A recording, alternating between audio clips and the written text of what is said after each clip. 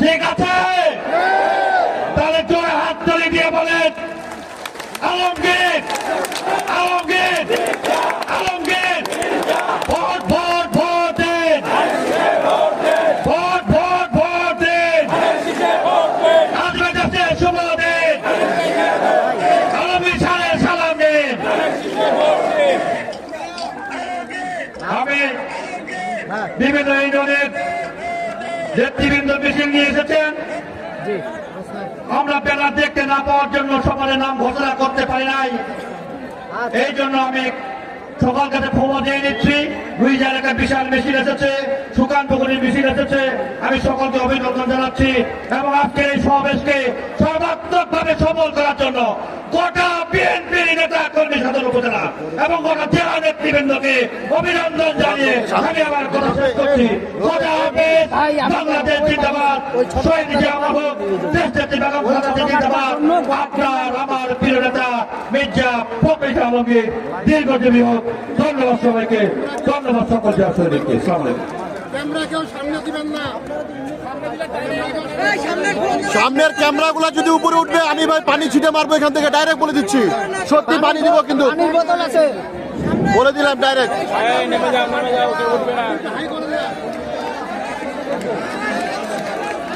পানি বোতলটা করে সংগ্রামী নেতৃবৃন্দ এই পর্যায়ে বক্তব্য রাখবেন।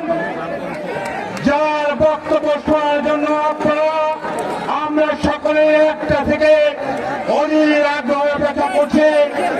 আমাদের প্রিয় মানুষ, ঠাকুর গায়ের মানুষের প্রাণের স্পন্দন, হ্যাঁ ঠিক আছে, বাংলাদেশ জাতীয় দলের মাননীয় মহাসচিব, আমাদের সকলের কাছের মানুষ জনাব মির্জা ফখরুল ইসলাম আলমগীর, জনাব মির্জা ফখরুল ইসলাম আলমগীর এই পর্যায়ে বক্তব্য আছেন মাননীয় মহাসচিব জনাব মির্জা ফখরুল ইসলাম আলমগীর।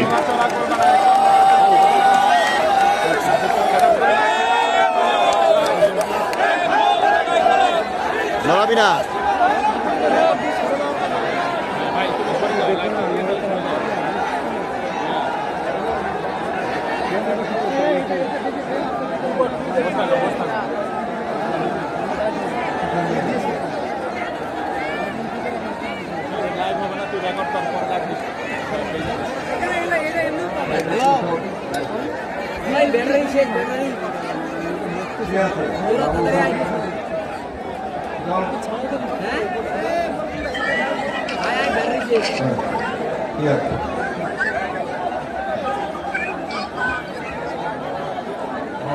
দাঁড়াও না, বসে পড়ো। আসসালামু আলাইকুম, কেমন আছেন আপনারা? বহুদিন দেখা সাক্ষাৎ হয় না, কি করি এখন তুমি আসিবা পারো না। ভালো ভালো হয় ঢাকা থাকিবা হাতে না হলে জেলখানা, ঠিক না? আপনারাও অনেকে জেলে গেছেন, আমার ছেলেরা অনেকেই জেলে গেছে। কার এটা ক্যামেরা? ঠিক তো? ইনশাল্লাহ এখন আর জেলে যেতে হবে না। আমরা এখন অন্তত ওই শান্তিতে আছি যে রাত্রিবেলা পুলিশ আমাদের বাড়িতে গিয়ে আক্রমণ করবে না। অন্তত এইটুকু শান্তিতে আছি যে আমাদেরকে আপনার ওই ক্ষেত বাড়িতে, ধান বাড়িতে অথবা গাছের উপরে বসে থাকতে হবে রাত্রিবেলা, ঠিক না? এটা আমাদেরকে গত 15 বছর ধরে এই অবস্থা আমাদেরকে চালাতে।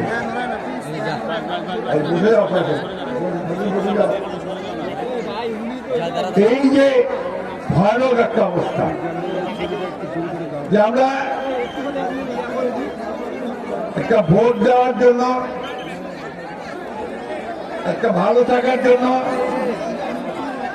কম দামে খাওয়া পাওয়ার জন্য, অথবা আমাদের মা বোনদের জন্য শাড়ি কাপড় কেনার জন্য আমরা একটা ভালো অর্থনীতির অবস্থা চেয়েছিলাম, তাই না?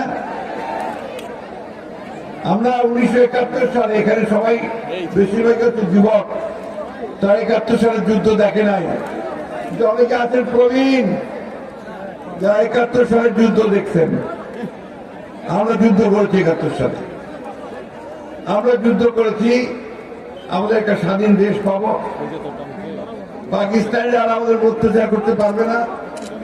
পাকিস্তান আনন্দ বাহিনীর হাত থেকে রক্ষা পেয়েছিলাম যুদ্ধ করে, বুকে রক্ত দিয়েছিলাম, লক্ষ লক্ষ মানুষের শহীদ হয়ে গিয়েছিল। আমাদের হিন্দু মুসলমান ভাইরা আমরা ঘর বাড়ি ছেড়ে ভারতে চলে গিয়েছিলাম, আমরা সেটা ভুলি নাই। এই বাবা, তোমরা যদি কথা বলতে থাকবে আমি তো কথা বলতে পারবো না। প্লিজ পেছন দিকে কথা বলবে না।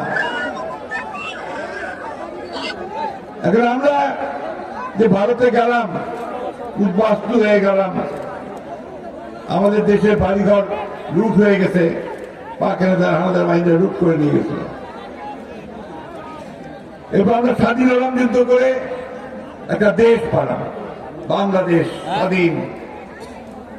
আমাদের মনে আশা ছিল, ভরসা ছিল যে শেখ মুজিবুর রহমান আমাদের বড় নেতা, তিনি আমাদেরকে পাকিস্তান থেকে এসে একটা সুন্দর দেশ দিবেন, শান্তির দেশ, যেখানে আমরা পরস্পরের সঙ্গে ভাই ভাইয়ের মতো বাস করি, তাই না? দুর্ভাগ্য আমাদের, আমরা সেটা পাই নাই। ওই স্বাধীন হওয়ার পর থেকে কিন্তু শুরু হয়ে গেছে এই দেশে হানাহানি, কাটাকাটি, খুন, জখম, হিংসা। সবচেয়ে দুঃখজনক ব্যাপার, যে নেতাকে এত মানুষ ভালোবাসলো, যে দলটাকে লোক ভালোবাসলো আওয়ামী লীগ, সেই দলটাই আমাদের উপরে চড়া হয়ে গেল, এই দেশের মানুষের উপরে। আপনাদের অনেকের মনে থাকার কথা, তখন একটা দল ছিল এই বাংলাদেশ ঠাকুরগা তো তৈরি হয়েছিল, জাসদ, রব সাহেবের জাসদ। এই দলটা অনেক থেকে বাইরে আসছিল, এই জন্য যে তারা মনে করছিল ওই সময় যেটা হচ্ছিল যে আওয়ামী লীগ ঠিকভাবে দেশ চালাতে পারতেছে না, দুর্নীতি করতেছে, চুরি করতেছে, মানুষকে খুন করতেছে, জখম করতেছে, গুম করে দিচ্ছে। সুতরাং তারা তখন বের হয়ে আসছিল। সেই জাসদকে তারা হত্যা করেছে প্রায় 30,000 মানুষকে ওই সময়, স্বাধীনতার পরে পরে। বাম রাজনীতি যারা করছে, এই তোমরা তো চুপচাপ বুঝবা প্লিজ।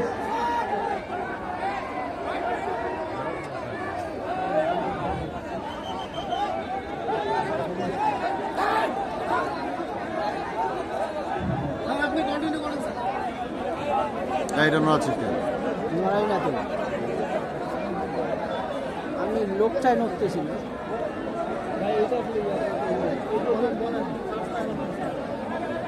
আমরা সেই বাংলাদেশটা পাই নাই যে আমরা চেয়েছিলাম আপনার 1971 সালে যুদ্ধ করতে গিয়ে।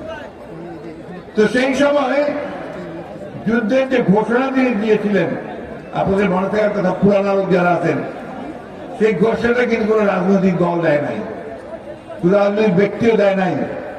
ঘোষণা দিয়েছিলেন শহীদ প্রেসিডেন্ট জিয়াউর রহমান। এই জন্য আমরা বলি যে স্বাধীনতার ঘোষক জিয়াউর রহমান ঘোষণা দিয়েছিলেন। সেই জিয়াউর রহমান যখন দায়িত্ব নিলেন, সেই জিয়াউর রহমান দায়িত্ব নেওয়ার পরে তিনি দেশে ওই বোধ গণতন্ত্র ফিরে নিয়ে আসছিলেন। তার আগে শেখ মুজিব কিন্তু সব রাজনৈতিক দলকে বন্ধ করে দিল, নিষিদ্ধ। মাত্র একটা দল থাকবে, বাকশাল। এই যে আমার সামনে এরকম সাংবাদিক ভাইরা আছেন, তখন সমস্ত সংবাদপত্র বন্ধ করে দিয়েছিল। তখন সমস্ত সংবাদপত্র বন্ধ করে দিয়ে মানুষের কথা বলার যে স্বাধীনতা, সেই স্বাধীনতাকে তারা নষ্ট করে দিচ্ছে। বন্ধুগণ, ট্রেন যাচ্ছে, একটু শব্দ হচ্ছে, আমি একটু পরে কথা বলতেছি। অনেকদিন পরে ট্রেনের শব্দ শুনলাম, আপনারা শোনেন মাঝে মাঝে নাকি? এই এলাকার লোক ট্রেন যায় না, রুইয়া যায়, তারপরে আপনার পঞ্চগড় যায়, তাই না ভাইয়া? এই রুবেল, আমরা চাচ্ছি এখানে আরো ট্রেন বসা জায়গা, এই এলাকার মানুষ আরো ভালোভাবে যাতায়াত করার সুযোগ পাক, এটা আমরা চাই, তাই না? বন্ধুগণ, সেই স্বাধীনতা যখন পেলাম সেটাও আপনার 1981 সালে এরশাদ সাহেব এটাকে জোর করে ক্ষমতা নিয়ে নিলেন, নিয়ে আবারও আমাদের উপর অত্যাচার নির্যাতন শুরু করলেন। আমি কথাগুলো বলছি কারণ হচ্ছে কি, আমাদের একটু ইতিহাসটা জানা দরকার, অতীতটা জানা দরকার। রাতারাতি কিছু হয়ে যায় নাই, দীর্ঘকাল দীর্ঘ বছর ধরে আমরা এখানে লড়াই করেছি, সংগ্রাম করেছি। 50 বছর ধরে আমরা এই দেশে একটা গণতান্ত্রিক দেশ, শান্তির দেশ, ভালোবাসার দেশ, উন্নয়নের দেশ করার জন্য আমরা সংগ্রাম করছি, লড়াই করছি। দুর্ভাগ্য আমাদের এই আওয়ামী লীগের হাতে যখন দ্বিতীয়বার ক্ষমতা আসলো 2008 সালে 9 সালে, তারপর আবার শুরু হলো অত্যাচার, নির্যাতন, নিপীড়ন। এবার একটু কায়দাটা ভিন্ন। এবার আর এক দল ঘোষণা করে না, এবার দল রাখলো, গণতন্ত্রের একটা ফাসাদ থাকলো, ছদ্মবেশে শুরু হলো আবার সেই বাকশালী একদলীয় ব্যবস্থা করার জন্য। এক এক করে আমাদের যে কেয়ারটেকার গভর্নমেন্ট একটা ছিল না, মনে আছে আপনাদের? ভোটের সময় একটা নিরপেক্ষ সরকার থাকবে, ফলে আমরা সবাই ভোট দিতে পারবো, এমন ছিল না? আমরা 3 বার যেতে ভোট দিয়েছি, খুব ভালো ফলাফল পাইছি আমরা। দুঃখের কথা, আওয়ামী লীগ আসার পরে 2012 সালে সেই ব্যবস্থাটা বাদ দিয়ে দিল। ব্যবস্থা কি করলো, যে দলীয় সরকারের অধীনে নির্বাচন হবে, অর্থাৎ আওয়ামী লীগ ক্ষমতায় থাকবে আর নির্বাচন হবে, ভোট হবে। এখন শিয়াল যদি আপনার মুরগির খাঁচার মধ্যে ঢুকায় দেন, তাই কি করছে, আওয়ামী লীগ ঢুকছে আর কাউকে ভোট দিতে দেয় নাই, একাই সে রাজা হয়ে বাড়ে গেছে, তাই না? এবং আমরা 3 বার ভোট দিতে পারি নাই। আর আমাদের ছেলে তো ভোট দিয়ে দিয়েছে, এখনো দেয় না। ইয়াং ছেলে যারা আছে ভোট দিয়েছ, ভোট দিতে পারছো? গত 15 বছর ভোট দিছ না? ভোট হয়েছে কিন্তু 3 বার ভোট হয়েছে। আমাদের আওয়ামী লীগের ভাইরা তারা ভোটটা দিয়েছে, বলে দিয়েছে তোরা আসিবার দরকার নাই, বুঝিয়ে দিন। ও স্লোগান ছিল তখন, আমার ভোট আমি দেব, তোমার ভোটও আমি দেব। ওই বলকারী সিল মারিছে আর আপনার নৌকা ঘোষণা করে দিচ্ছে, তাই না? এমনকি আপনাদের চেয়ারম্যান মেম্বার ইলেকশন তাই হয়েছে। এই যে ভোট ব্যবস্থা শেষ করে দিল, মানুষ আর পছন্দ মতো ভোট দিতে পারলো না, এটা আওয়ামী লীগ সরকার করছে। এটা একটা দিক, আমার ভোটের অধিকার কেড়ে নিল। দ্বিতীয় দিক কি, এই যে সাংবাদিক ভাইরা আছে, এখন তো দেখেন কতগুলা চ্যানেল, টিভি চ্যানেল দিতে দেখেছেন না? ওইরকম আপনার পত্রিকা অনেক, এই যে অনলাইন সব দাঁড়াই গেছে। কিন্তু এরা কিন্তু তখন যা মনে করতো তা লিখতে পারতো না, যা সত্য তা লিখতে পারতো না। ওই আমার রমেশ বাবু যা কইবে ওইটাই শুনিবা হবে, ওইটাই লিখিবা হবে। হাসিনা যা কইবে ওইটাই লিখিবা হবে, ওইটাই তো করিবা হবে, তাই না? এই একটা অবস্থা তারা তৈরি করছিল। আর আমরা যা বলবো সেই কথা ছাপানো যাবে না, সেই কথা বলা যাবে না, সেই কথা টিভিতে দেখানো যাবে না। এই করে আইনও তৈরি করলো যে ডিজিটাল সিকিউরিটি অ্যাক্ট। আমি কথাগুলো আপনাদের বলছি, একটু বোঝা দরকার ভাই। এখন একটা দাবি উঠছে না যে আমরা এই একাই সব করে ফেলছি, আর আমরা 15 বছর ধরে আমরা মাইক খেলাম, মামলা খেলাম। রুবেল ভাই বাধা করতে গায়েবী মামলা হলো আমাদের বিরুদ্ধে, মামলা কোর্ট, এখনো আমাদের বহু ভাইকে কোর্ট আদালতে যেতে হয়, কোর্টে যেতে হয় না? কি চিরালঙ্গের ভাই লোকেরা আছেন, হ্যাঁ? যাওয়া হচ্ছে না, কোর্টের যাওয়া আছে না? আছে না? নাই কয় না কেন যাওয়া হচ্ছে? বন্ধুগণ, আপনারা শুধু না, আমাদের এই ঠাকুরগাঁ সদরে 7,000 আসামি আর 100-র উপরে মামলা, আর সারা দেশে 60 লক্ষ মানুষের বিরুদ্ধে মামলা দিয়েছে আওয়ামী লীগ। 60 লক্ষ, 700 মানুষকে গুম করে দিয়েছে। এই যে আমার মা বোনের এখন আছে, এরা আওয়ামী লীগ বিভিন্ন জায়গা থেকে স্বামীকে তুলে নিয়ে গেছে, ছেলেকে তুলে নিয়ে গেছে, বাবাকে তুলে নিয়ে গেছে। এই 12 বছর 13 বছর তারা জানে না এখনো যে তারা কোথায় আছে, মরে গেছে না বেঁচে আছে না কি হয়েছে। ফলে একটা মিলাদ করবে, সে মিলাদও করতে পারে না। এই অবস্থা আপনি তৈরি করছে। আয়না ঘর তৈরি করছিল, আয়না ঘর। আয়না ঘর কি জানেন? তৈরি করছিল ধরে ধরে নিয়ে যাবে, উঠে নিয়ে ওইখানে অত্যাচার করবে, নির্যাতন করবে, দিনের পর দিন, মাসের পর মাস একটা ঘরের মধ্যে বন্ধ করে চোখ বেঁধে রেখে দেবে এবং সেইখানে তাকে বিভিন্ন রকম কথা বলানোর চেষ্টা করবে। 7 বছর, 8 বছর, 9 বছর, 10 বছর, 12 বছর একটা লোককে ওই ঘরের মধ্যে আটকে রাখবে। এই কাজ করছে আওয়ামী লীগ, এই কাজ করছে শেখ হাসিনা। আজকে এমনি এমনি শেখ হাসিনা পালায় যায় নাই, এত পাপ করছে, এত অন্যায় করছে যে তার পালানো ছাড়া কোনো পথ ছিল না। তাই এই দেশের মানুষ যখন জেগে উঠছে, যখন আন্দোলন করছে, যখন বুক পেতে দিয়ে বুলেট নিয়েছে বুকের মধ্যে, তখন তাদের আর পালানোর জায়গা ছিল না। আপনাদের এই এলাকায় 4টা ছেলের প্রাণ গেছে, 4টা না, 4টা ছেলে এই মোট এখন পর্যন্ত ঠাকুরগাতে 13 জন আমাদের নিহত, শহীদ হয়ে গেছে। শহীদ এই গণতন্ত্রের জন্য, ভোটের অধিকারের জন্য তারা শহীদ হয়ে গেছে। হাজার হাজার লোক তারা গুলিবিদ্ধ হয়েছে এবং আপনারাও তাদের চিকিৎসা চলছে। আমি কয়েকদিন আগেও একটা ছেলেকে দেখতে গেছিলাম, তার সমস্ত বুকে গুলি লেগেছে। আমার ছেলের বুকে যদি গুলি লাগে, আমি বাপ হয়ে, আমি ভাই হয়ে, আমি কি স্থির থাকতে পারি? পারি না। বন্ধুগণ, যার যায় সেই বুঝে ব্যথা তার, তাই না? আজকে আজকে আমাদেরকে সেই অবস্থায় নিয়ে গেছে। আমি এই কথাটা আপনাদেরকে বারবার মনে করে দিলাম এই জন্য যে অনেকে বলার চেষ্টা করে যে বিএনপি তো পারে নাই। আরে বিএনপি 15 বছর লড়াই করছে বলেই তো তোমরা পারছো বাবা, নাই নাই জায়গাটা তো তৈরি হতো না। 15টা বছর অত্যাচার নির্যাতন সহ্য করে আমরা একটা অবস্থা তৈরি করেছি। সেইখানে অবশ্যই তোমাদেরকে আমি সাবাসী দেই, বাবা দিই, কৃতজ্ঞতা জানাই যে তোমরা সাহস করে দাঁড়িয়ে গেছো। এটাই হচ্ছে মুক্তির পথ।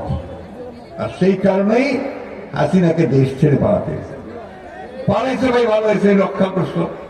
আমরা তোমার সঙ্গে ঝগড়া করতে চাইনি। তুমি কি করতেছ এখন?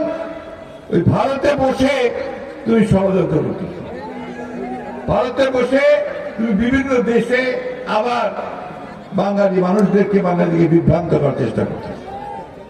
আর দুঃখজনক ভাবে এই কথা বলার চেষ্টা করতেছ যে আমাদের এখানে আমাদের হিন্দু সম্প্রদায়ের ভাইদের উপরে নাকি অত্যাচার হচ্ছে, নির্যাতন।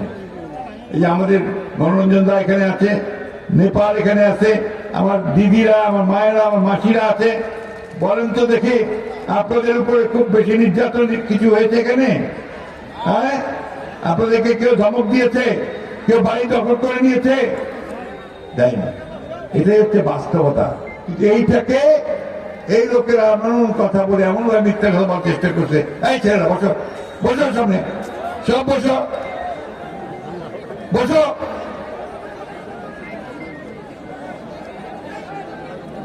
এরা বিভ্রান্ত করতেছে, বিশ্বকে জানাতে চায় যে বাংলাদেশে যেটা হয়েছে এটা জনগণের বিদ্রোহ নয়, এটা হচ্ছে কিছু উগ্রবাদীদের বিক্ষোভ।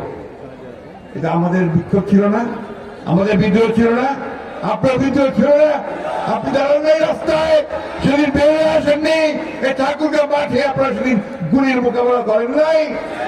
এই ছেলেরা করে নাই, কথা বলো না কেন? হ্যাঁ,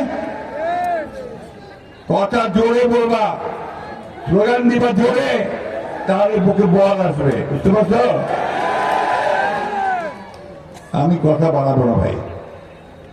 আমরা 53 বছর আগে স্বাধীন হয়েছি। আমাদের দুর্ভাগ্য যে আমরা এখন পর্যন্ত একটা ব্যবস্থা করতে পারলাম না, যে ব্যবস্থায় প্রতি 4 বছর বা 5 বছর পর পর আমরা একটা ভোট করব। সেই ভোটে আমরা আমাদের পছন্দ মতো লোককে বাছাই করে আমরা পার্লামেন্টে পাঠাবো, সংসদে পাঠাবো, তাই না? ওই সংসদে তারা বসে আমাদের জন্য আইন তৈরি করবে, আমাদের উন্নতি কীভাবে হবে সেটা ব্যবস্থা করবে। এই কাজগুলো তাদের করার দায়িত্বটা তাদের, তাই তো? তো সেইখানে দুর্ভাগ্য আমাদের যে আমরা এতদিন সেটা করতে পারিনি। একটা সুযোগ আসছে আজকে, আমরা সেই সুযোগটা যেন সদ্ব্যবহার করতে পারি। বন্ধুগণ, হাসিনার অপকীর্তি, এই ফ্যাসিস্ট হাসিনার অপকীর্তি বর্ণনা করতে চাই, সারাদিন বর্ণনা করলেও শেষ হবে না। সে চুরি করছে, যে চুরি চিন্তা করা যায় না। ব্যাংকগুলোকে লুট করে শেষ করে দিয়েছে। 28,000 কোটি টাকা লুট করে একটা লোক নিয়ে গেছে, একটা লোক। প্রতি বছর 12,000 কোটি টাকা করে আপনার বিদেশে পাচার করছে। আর আমরা খাওয়া পাই না, আমাদের লোকজন বেতন পায় না, চাকরি পায় না, ব্যবসা পায় না, তাই না? তারা লুট করে এখন এমন আছে, খুব ভালো অবস্থায় আছে। বন্ধুগণ, হাসিনা বিচার ব্যবস্থাকে শেষ করছে। তখন আপনি বিচার পাইতেন না। ও কি বিএনপি করে, তার দাও, ওকে 5 বছর জেল দিয়ে দাও, জামিন দিও না। আর অজ্ঞতরা বাবুরা আমাদের কিছু ছেড়ে দিয়েছে, তাই না? দিছে না? এই একটা অবস্থা করছে আমাদের। বন্ধুগণ, তারা অর্থনীতি শেষ করেছে, জুডিশিয়াল সিস্টেম শেষ করেছে, আমাদের আইন শৃঙ্খলা বাহিনী, পুলিশকে ব্যবহার করছে তাদের নিজস্ব বাহিনী হিসাবে। কি ভুল বলছে নাকি? এটা করে তার গোটা রাষ্ট্র ব্যবস্থাকে শেষ করে দিয়েছে। আজকে আমাদের সুযোগ আসছে একটা, যে আমরা এই ব্যবস্থার পরিবর্তন করব। এটা আমরা আগেই চিন্তা করছিলাম, যে জন্য আমাদের নেত্রী দেশনেত্রী বেগম খালেদা জিয়া, যিনি ভিকটিম, 6 বছর জেলে ছিলেন, এই হাসিনা থেকে 6 বছর জেলে কাটিয়েছে বন্ধুগণ। এবং যে ছেলে যিনি ছিলেন, সেটা মানুষ থাকতে পারে না। তার জেলের কারাগারের ঘরের মধ্যে ইন্দুর দৌড়াতো, নোংরা সাথে ঘর, সেই ঘরের মধ্যে তাকে দেখা হয়েছিল 2 বছর। অনেকে সন্দেহ করে যে তাকে আপনার ধীরে ধীরে বিষ খাওয়ানো হয়েছিল, যে কারণে তার শরীর এত খারাপ হয়ে গেছে। আল্লাহর অশেষ রহমত, তিনি বের আসতে পারছেন এবং এখন একটা চিকিৎসার সুযোগ তিনি পাবেন। আমাদের নেতা তারেক রহমান, তাকে মিথ্যা মামলা দিয়ে, তাকে খুনের হত্যার বিভিন্ন আসামি করে, তাকে দেশ থেকে নির্বাসিত করে বিদেশে পাঠিয়ে দিয়েছে। আমাদের বিরুদ্ধে অসংখ্য মামলা, আমার একার বিরুদ্ধে 111টা মামলা ছিল। কয়েন দিকে 1-2টা মামলা হলে আমার কি অবস্থা হয়, যদি 111টা মামলা হয়, আমরা বাঁচিবা পারি? ওইটা আমার অবস্থা করেছে। আমি 11 বার জেলে গেছি, 11 বার। আমার তো এরকম যাওয়ার কথা না। আমি তো চুরি করি নাই, ব্যাংক লুট করি নাই, কাউকে মারিও নাই, কাউকে খুনও করি নাই। কেন? বিএনপি করুন, বিএনপি করি অপরাধ। বন্ধুগণ, আজকে সেই অবস্থার অবসান হয়েছে, শেষ হয়েছে। এখন একটা নতুন বাংলাদেশ আমরা তৈরি করতে চাই। আমাদের নেতা তারেক রহমান সাহেব বলেছেন, ওই যে ম্যাডাম 2016 সালে একটা ভিশন 2030 বলে একটা সংস্কারের রূপরেখা দিয়েছিলেন, ভিশন 2030। এখানে তিনি বলেছিলেন, আজকে যে বিষয়গুলো নিয়ে তর্ক বিতর্ক হচ্ছে, তখন তিনি বলেছিলেন যে আমাদের প্রধানমন্ত্রী এবং রাষ্ট্রপতির ক্ষমতার ভারসাম্য রক্ষা করতে হবে। দুইজনের ক্ষমতার মধ্যে একটা ভারসাম্য আনতে হবে। তখনই তিনি বলেছেন যে আমাদের পার্লামেন্টে একটা, পার্লামেন্ট যদি 2টা হয়, 2 কক্ষ হয়, অর্থাৎ আরেকটা উপরে যদি থাকে, তার একটা চেক এন্ড ব্যালেন্স হবে। 2 কক্ষ বিশিষ্ট পার্লামেন্ট তিনি তখনই বলেছিলেন। তিনি তখনই বলেছিলেন যে কমিশন আনতে হবে, জুডিশিয়াল কমিশন। সেই কমিশনগুলো তখন তিনি বলেছিলেন। পরবর্তীকালে আমাদের নেতা জনাব তারেক রহমান সাহেব, তিনি এই 2022 সালে 31 দফা দিলেন, তাই না? এটা আমরা একা দেয়নি, সমস্ত রাজনৈতিক দলগুলো একসাথে থেকে।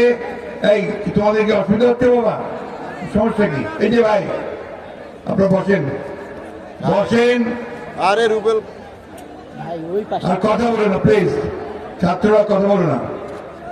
এই যে 18 সালে উনি দিলেন 31 দফা, সেই 31 দফা কিন্তু আজকে যে সংস্কার নিয়ে কথা হচ্ছে, আপনারা শুনতেছেন না? সংস্কার সংস্কার সংস্কার, টেলিভিশনে শুনতেছেন, বুঝেও পারেন সংস্কার কি জিনিস?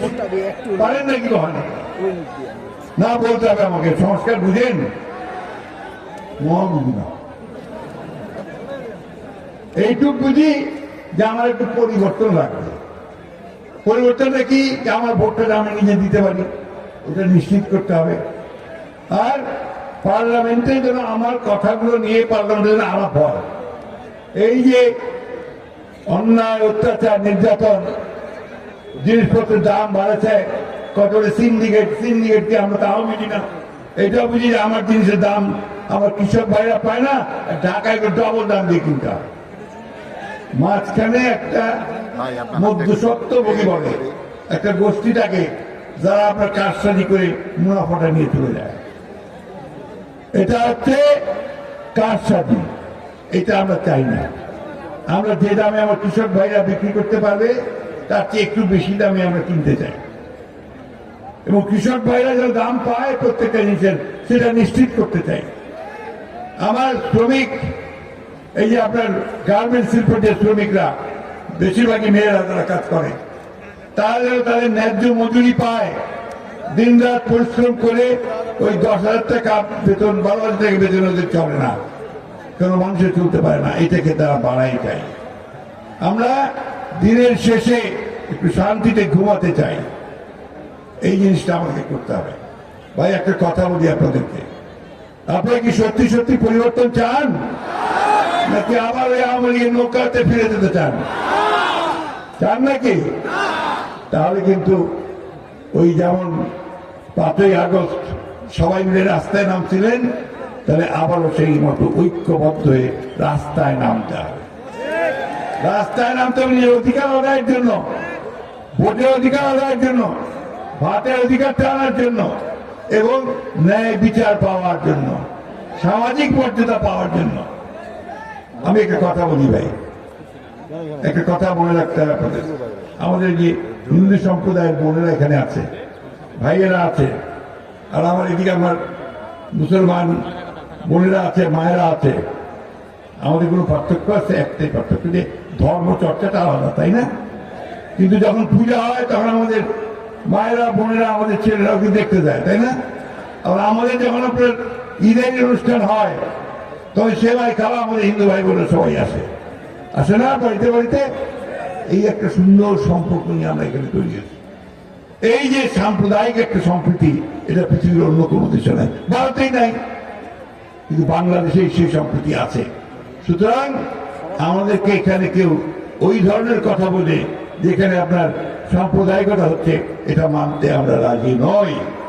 আমরা পরিষ্কার করে বলতে চাই যে বাংলাদেশে কোনো সাম্প্রদায়িকতা নাই, এবং আমরা এটা নিশ্চিত করে বলতে পারি যে আমরা যদি কখনো সুযোগ পাই, জনগণের ভোটের মাধ্যমে যদি আমরা কোনোদিন ক্ষমতায় যেতে পারি, রাষ্ট্রপতির দায়িত্বে যেতে পারি, তাহলে আমরা নিশ্চিত করব এই দেশের সকল সম্প্রদায়, সকল ধর্মের মানুষের অধিকারকে নিশ্চিত করা হবে। আমরা নিশ্চিত করব আমার কৃষক যাতে ফসলের ন্যায্য মূল্য পায়, সেটা আমরা নিশ্চিত করব। আমার শ্রমিক ভাই তার যে ন্যায্য হিস্সা পায়, সেটা আমরা নিশ্চিত করব। আর বিনা কারণে ওই গায়েবী মামলা, এটা যেন কোনোদিন না হয়। বিনা কারণে মানুষকে হত্যা করা, খুন করা, এটা যেন বাংলাদেশে কোনোদিন না হয়। বন্ধুগণ, আজকে অনেক কিছু শুরু হয়েছে। আমাদের কিছু কিছু মানুষ এখন বিভিন্ন রকম কথা বলতেছে, এই কথাগুলো বলা বন্ধ করেন। বিশেষ করে যারা দায়িত্বশীল জায়গায় আছেন, তারা ভুল কথা বলে, উত্তেজনামূলক কথা বলে, বিভ্রান্তি ছড়ায় দেশের মানুষকে আর বিভ্রান্ত করবেন না। অনেক হয়েছে, আমরা অনেক কষ্ট করেছি, অনেক রক্ত দিয়েছি, এবং অনেক আমরা কষ্ট ভোগ করেছি। তাই আজকে আমাদের কাছে যেটা সবচেয়ে বড় প্রয়োজন, আমরা শান্তিতে থাকতে চাই, আমরা শান্তিতে একটা নির্বাচন করতে চাই। সেই নির্বাচনে আমরা ভোট দিয়ে আমাদের যাকে পছন্দ তাকে আমরা নির্বাচিত করতে চাই। এবং তারা আমাদের সরকার ব্যবস্থার পরিবর্তন আনবে, চুরি চামারি বন্ধ করবে, দুর্নীতি বন্ধ করবে, ঘুষ বন্ধ করবে, গুন্ডাবাজি বন্ধ করবে, দখলদারি বন্ধ করবে। দখলদারদের আপনারা সহ্য করবেন না, যারা জোর করে চাঁদাবাজি করে তাদেরকে সহ্য করবেন না। আমি আপনাদের অনুরোধ করব, যদি এমন কেউ করে তাদেরকে ধরে আপনার পুলিশের হাতে সমর্থ করবেন। এটা কখনই করা যাবে না, করতে দিবেন না। আপনার উপরে নির্ভর করবে যে আপনার দেশটা কিভাবে চালাবেন। সেই দেশটা আমাদের কি, আমাদের দেশ, এটা কারো বাপের দেশ না। ওই একটা গানটা শুনতে না, একটা গান হচ্ছে একটু ভালোতে, দেশটা তোমার বাপের নাকি, ওইটা গানটা হইতে, দেশটা কারো বাপের না। হ্যাঁ ভাই, এটা আমার রক্তে পানি করা দেশ। আমরা সবাই জান দিয়ে পেয়েছি বাংলা, কারো দানে পাওয়া নয়। আমরা দান পাইনি, এটা আমরা প্রাণ দিয়েছি, জান দিয়েছি, রক্ত দিয়েছি। সেই বাংলাদেশ আমাদের। বন্ধুগণ, সেই বাংলাদেশের জন্য আমরা সব সময় প্রস্তুত আছি। আমি বুড়া হয়ে গেছি, বুড়া হয়ে যাচ্ছি। আমি আমার সারাটা জীবন এই লড়াই সংগ্রামের মধ্যে আছি। একটা মাত্র লক্ষ্য আমার, যে আমি যেন বাংলাদেশের সত্যিকার অর্থেই একটা নির্যাতন মুক্ত, শোষণ মুক্ত, শান্তিময়, প্রেমময় একটা বাংলাদেশ দেখতে পারি। সেটাই হবে আমাদের উপযুক্ত প্রাপ্তি। তাই অনুরোধ করব, আমরা কারোর প্রতিহিংসা চালাতে চাই না, আমরা কারোর প্রতিশোধ দিতে চাই না। আমরা সবাইকে নিয়ে ভালোবেসে আমরা নতুন বাংলাদেশ গড়ে তুলতে চাই। আসুন আমরা সবাই মিলে সেই লক্ষ্যে কাজ করি। আমার শেষ কথা আপনাদের কাছে, আমি কিন্তু আজকে কোনো ভোটের প্রচারণা করতে আসি নাই আপনাদের কাছে। আমি যেই কথাটা বলতে এসছি আপনাদের কাছে, এই কথাটা যে বন্ধুগণ, এই দেশটা আপনার, এই মাটি আপনার, এই মানুষগুলো আপনার। আপনাকে এটাকে রক্ষা করতে হবে। আপনাকে আপনার দেশের জন্য, মানুষের জন্য দরকার আরেকটা লড়াই লড়তে হবে যদি প্রয়োজন হয়। তাই আসুন আমরা আগামী দিনগুলোতে আমরা ঐক্যবদ্ধ হই। আমাদের নেতা তারেক রহমান এখনো দেশে ফিরে আসেননি। আমরা চাই যে তিনি অতি দ্রুত আমাদের মাঝে ফিরে আসুক। যারা যারা বাইরে আছেন তারা সবাই ফিরে আসুক। দেশের হচ্ছে বেগম খালেদা জিয়া চিকিৎসার জন্য যাবেন, তিনি সুস্থ হয়ে আসুক। আমরা সবাই একজোটে একসাথে এই বাংলাদেশকে সত্যিকার অর্থেই একটা ঐতিহ্য, আমাদের যে স্বপ্ন, সেই সুন্দর স্বপ্নময় দেশ, একটা গণতান্ত্রিক দেশ, একটা বহুদলীয় গণতন্ত্রের দেশ, একটা ভবিষ্যতে আরো উন্নতি করব, সেই আশার একটা দেশ তৈরি করতে চাই। সবাইকে, আপনাদের বিশেষ করে আমার ঠাকুরগাঁও সদরের ভাইদেরকে আমি আন্তরিকভাবে ধন্যবাদ, অভিনন্দন জানাতে চাই যে আপনারা কষ্ট করে এসেছেন। শান্তিপূর্ণভাবে শৃঙ্খলার সঙ্গে সবাই ফিরে যাবেন, এই অনুরোধ দেখে আপনাদের ধন্যবাদ শেষ করছি। আসসালামু আলাইকুম, খুদা হাফেজ।